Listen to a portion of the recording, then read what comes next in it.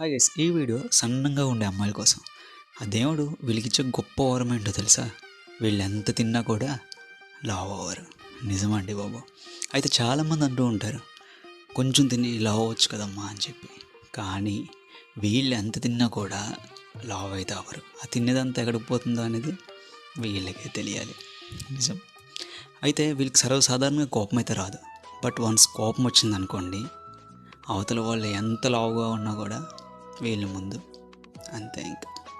And అలానే వీళ్ళ మనస్తత్వం అనేది చాలా అంటే చాలా గొప్పది, అలానే మంచిది కూడా.